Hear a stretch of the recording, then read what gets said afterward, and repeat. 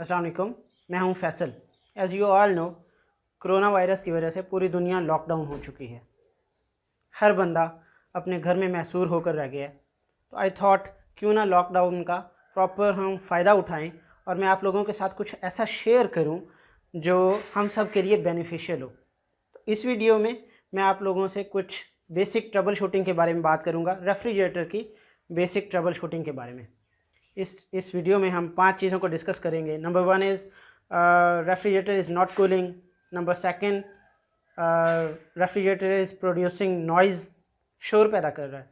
And number 3 is strange odour, बड़ी अजीब सी बदबू है इसमें। And number 4, prolonged operations of compressor, compressor ज़्यादा टाइम तक चल रहा है। And number 5 is how to prolong life time of refrigerator, कि रेफ्रिजरेटर की लाइफ टाइम हम कैसे बढ़ाएं। हम पहला पॉइंट डिस्कस करते हैं कि refrigerator is not cooling. Refrigerator cooling किन वजूहात की वजह से नहीं करता, उसमें 5-6 फैक्टर्स हैं। नंबर 1 इज़ कि डायरेक्ट सनरेज पड़ रही हैं रेफ्रिजरेटर पर। नंबर 2, आपका जो थर्मोस्टेट है वो प्रॉपर एडजस्टेड नहीं है as per outside temperature. And number 3 is आपने रेफ्रिजरेटर को फुल भर दिया हुआ है, उसका कंपार्टमेंट जो है मुकम्मल भरा हुआ है। तो कभी भी मुकम्मल नहीं भरना चाहिए, वो मैं आपको आगे फर्दर डिस्कस करता हूँ कि कितनी उसके अंदर जो कैपेसिटी है वो यूज़ करनी चाहिए। नंबर 4 इज़ आपने उसके अंदर कोई गर्म चीज़ रख दी हुई है, डायरेक्ट रखी है, कोई खाना बनाया और वो डायरेक्ट रख दी है, तो आपका रेफ्रिजरेटर प्रॉपर कूलिंग नहीं करेगा। नंबर 5 इज़ आपका जो रेफ्रिजरेटर है वो दीवार के साथ उसका जो मिनिमम गैप होना चाहिए वो प्रॉपर मेंटेन नहीं किया हुआ। आपका रेफ्रिजरेटर किसी हॉट सोर्स के पास पड़ा हुआ है, ओवन या कोई स्टोव आपके रेफ्रिजरेटर के साथ पड़ा हुआ है। आपके रेफ्रिजरेटर की जो डोर की सील है, गैस्केट है, वो प्रॉपर कैबिनेट के साथ लगी नहीं हुई, आपके डोर्स प्रॉपर बंद नहीं होते रेफ्रिजरेटर के। ये कुछ रीज़न्स हैं जो आपके रेफ्रिजरेटर की कूलिंग को इफ़ेक्ट करती हैं और वो प्रॉपर कूलिंग नहीं कर पाता। हमने इन सब चीज़ों का ख्याल रखना है। इंश्योर करवाइए कि आपका रेफ्रिजरेटर डायरेक्ट सन रेज़ में ना हो, उसके अंदर जो चीज़ें रखें वो डायरेक्ट गर्म ना हो, बल्कि उसे रूम टेम्परेचर पर पहले बैलेंस करें और उसके बाद उसके अंदर रखें। आपके रेफ्रिजरेटर के जो दीवार से डिस्टेंस है वो मिनिमम 6 इंच का आप मेंटेन करवाएं, ताकि प्रॉपर वेंटिलेशन मिलेगी तो आपका रेफ्रिजरेटर प्रॉपर कूलिंग करेगा। आप इंश्योर करवाइए कि आपका रेफ्रिजरेटर किसी ओवन या चूल्हे वगैरह के पास ना पड़ा हो। आपके रेफ्रिजरेटर का दीवार से मिनिमम गैप मेंटेन हो, जो कि 10 सेंटीमीटर 4 इंचज़ तक है। सेकंड पॉइंट इज़, हमने जो डिस्कस किया था कि दूसरा पॉइंट हम डिस्कस करेंगे, रेफ्रिजरेटर इज़ प्रोड्यूसिंग नॉइज़, शोर पैदा हो रहा है रेफ्रिजरेटर में। तो शोर कब पैदा होता है, उसके 5 मुख्तलिफ चीज़ें हम डिस्कस करेंगे। आपने रेफ्रिजरेटर नया लिया है, उसे फ़र्स्ट टाइम चला रहे हैं, तो फर्स्ट टाइम चलाने पर भी एक स्लाइट साउंड प्रोड्यूस होगा। ये साउंड रेफ्रिजरेटर छोटे टाइम पीरियड के अंदर बिल्कुल मिनिमाइज़ हो जाएगा, कम हो जाएगा।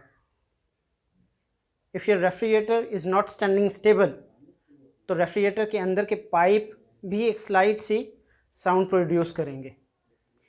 जब रेफ्रिजरेटर चल रहा होता है, तो डिफ्रॉस्टिंग वाटर जो होता है वो इवेपोरेटर में और कंप्रेसर में, इवेपोरेटर में जाने पर उससे भी एक वॉइस प्रोड्यूस होती है, एक साउंड प्रोड्यूस होता है। लिक्विड रेफ्रिजरेंट के इवेपोरेटर के अंदर फ्लो करने पर भी एक साउंड प्रोड्यूस होता है। ये भी नॉर्मल है, इससे परेशान नहीं होना आपने। रेफ्रिजरेटर के चलने और बंद होने पर इसके जो कैपेसिटर है वो, हीट प्रोटेक्टर और इसका जो वाल्व होता है, इन 3 चीज़ों से भी एक स्लाइट सा साउंड प्रोड्यूस होता है। तो ये भी नॉर्मल है, ये इससे आपने परेशान नहीं होना।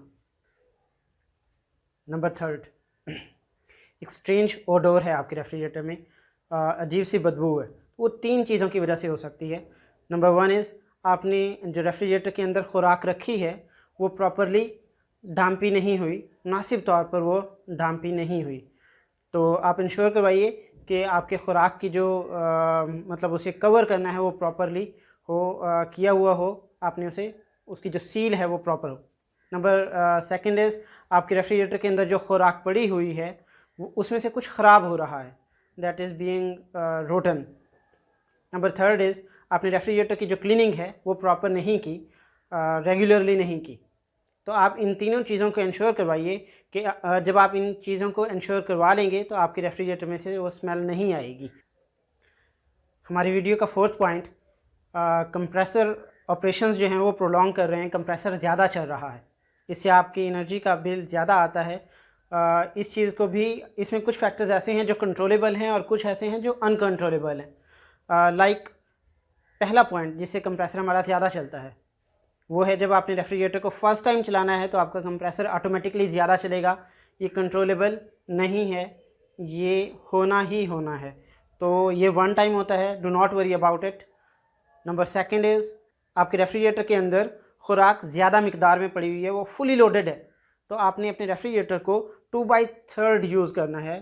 दैट मीन्स कि आपके रेफ्रिजरेटर की जो जितनी कैपेसिटी है आपने उसकी कंप्रेसर को कम चलाना है, आपकी बिजली का बिल कम आए, तो आप अपने रेफ्रिजरेटर की जो कैपेसिटी है उसको 2/3 यूज़ करें, तो आपका जो कंप्रेसर है वो इतना ज़्यादा नहीं चलेगा। नंबर थर्ड, बाहर का टेम्परेचर ज़्यादा हॉट है तो उसकी बेसिस पर भी आपका कंप्रेसर ज़्यादा टाइम तक चलेगा। आपके रेफ्रिजरेटर के जो डोर हैं वो बार बार ओपन हो रहे हैं, तो इस चीज़ को भी इंश्योर करवाइए कि ये कंट्रोलेबल है। आप अपनी जो रेफ्रिजरेटर की यूजेज की हैबिट्स हैं वो इस तरह अडॉप्ट कीजिए कि आपके रेफ्रिजरेटर का जो डोर है वो बार बार ओपन ना हो, इससे ये कंट्रोलेबल है, इससे आपके बिजली का बिल जो है वो कम आएगा क्योंकि इससे कंप्रेसर कम चलेगा। आपके रेफ्रिजरेटर के जो डोर्स हैं वो प्रॉपरली क्लोज नहीं है, तो इस चीज़ को आप इंश्योर करवाइए कि रेफ्रिजरेटर यूज़ करने के बाद उसके ड्रोर्स आप प्रॉपरली क्लोज़ करें।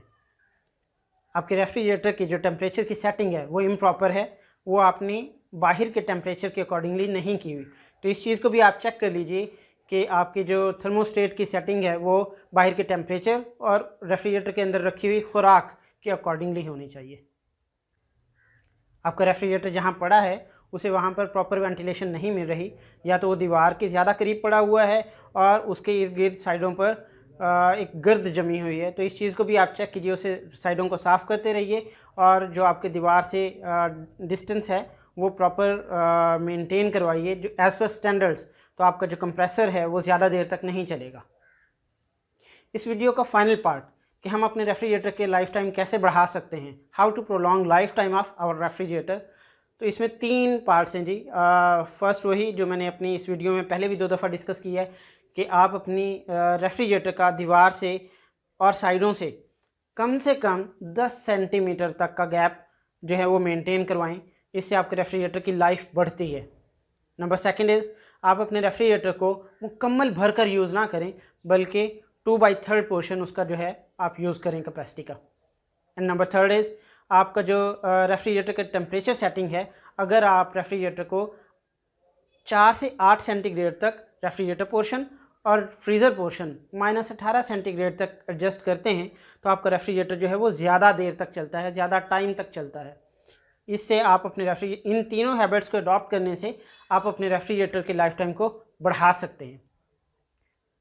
ये कुछ चीज़ें थी, बेसिक चीज़ें थी जो मैंने आप लोगों से शेयर की हैं। ये अगर चीज़ें, ये हैबिट्स आप अडॉप्ट कर लेते हैं तो आप अपने रेफ्रिजरेटर की लाइफ टाइम बढ़ा सकते हैं और अपने जो रेफ्रिजरेटर के मेंटेनेंस के ख़र्चे हैं वो भी कम कर सकते हैं। मैंने अपनी तरफ से कोशिश की है कि मैं आप लोगों के साथ कुछ प्रोडक्टिव चीज़ें, कुछ फ्रूटफुल चीज़ें शेयर करूं। आई होप ये आप लोगों को काम आएंगी और हम इंशाल्लाह नेक्स्ट वीडियो में इसी तरह की किसी नेक्स्ट प्रोडक्टिव वीडियो में इंशाल्लाह दोबारा मिलेंगे। तब तक अपना ख्याल रखिए और अगर मेरा चैनल सब्सक्राइब नहीं किया तो प्लीज़ चैनल को सब्सक्राइब कर लें। Thank you so much. अल्लाह हाफिज़।